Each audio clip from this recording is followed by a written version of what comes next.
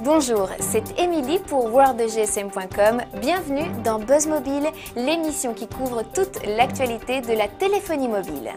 Aujourd'hui, je vous propose une édition spéciale consacrée au CES, Consumer Electronics Show de Las Vegas, qui s'est tenu du 7 au 11 janvier dernier.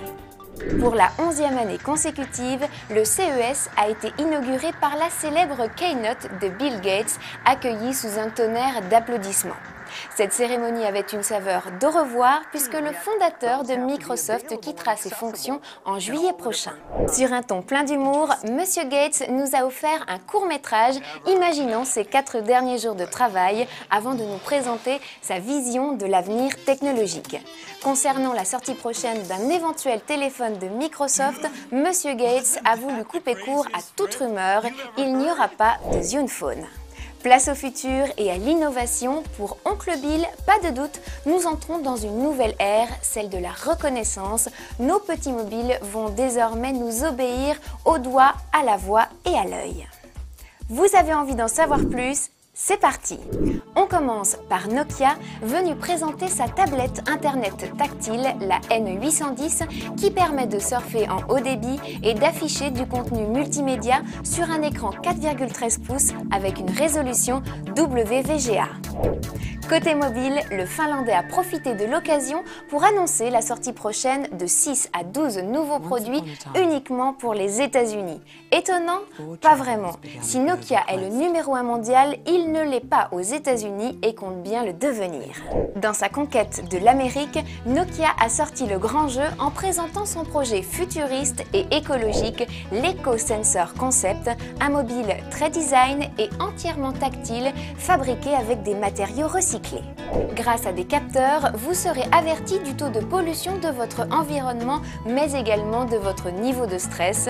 Si pour Nokia, le futur sera zen et sensoriel, pour ma part, mon 6e sens me dit que le futur est déjà là, la preuve sur le stand de Sony Ericsson. Place à la magie chez Sony qui nous présente son Z555. Ce clamshell au design raffiné se distingue par une fonction originale, le contrôle gestuel. Un simple mouvement de la main au-dessus du téléphone suffit à rejeter une communication ou à interrompre l'alarme. Avec de bonnes capacités multimédia, ce petit mobile surprend aussi par son design avec un effet miroir qui n'est pas sans rappeler la gamme Prism de Nokia. Enfin, le constructeur a mis en avant un nouveau terminal, le W760i. Ce Music Phone au design habituel de Sony est un slider qui possède une fonction GPS pour retrouver son chemin en musique. De la musique, vous en voulez? Eh bien ça se passe sur le stand de Motorola. Mettant en avant son prochain lecteur multimédia DHO1 avec la TMP, le constructeur américain a surtout présenté 2 nouveautés mobiles dédiées au multimédia. Tout d'abord, le Z10, ce slide-up à la finition noire et métallisée, propose le haut débit mobile et est conçu pour lire la majorité de vos fichiers audio et vidéo.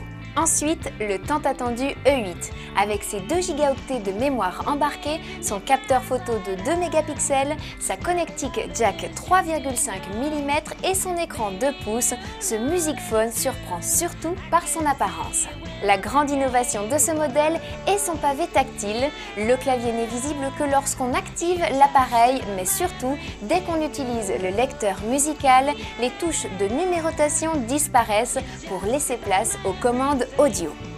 Ici, le plaisir des sens passe par les oreilles, mais également par les doigts, comme ça. On reste dans le tactile avec Samsung, le coréen est sur tous les fronts, télé haute définition, UMPC, lecteur MP3 et les mobiles dans tout ça me direz-vous? Eh bien la nouveauté se nomme le F490 qui arrive prochainement en Europe. En plus de son appareil photo 5 mégapixels, il embarque un large écran entièrement tactile avec un affichage optimisé pour le surf haut débit sur Internet en mode portrait comme en mode paysage.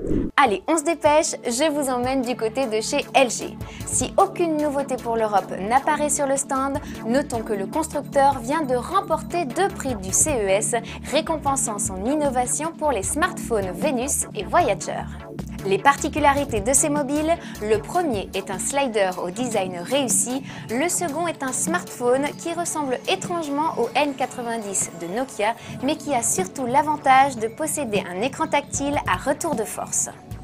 LG nous présente également un prototype de montre Bluetooth inspiré du design du Shine qui devrait arriver dans les prochains mois. Mais que font-ils avec leur PSP? Ils téléphonent? Eh bien oui, et ce grâce à Skype, ayant investi le marché il y a quelques mois en proposant son mobile permettant des appels VoIP. Skype proposera dans peu de temps un logiciel de téléphone IP pour les PSP. Les utilisateurs PSP du monde entier pourront ainsi passer des appels voix gratuits avec d'autres utilisateurs Skype.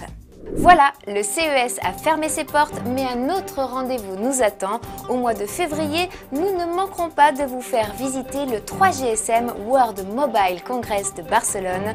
En attendant, je vous remercie de votre fidélité. Je vous dis au revoir et à très bientôt. C'était Émilie pour worldgsm.com. Bye bye!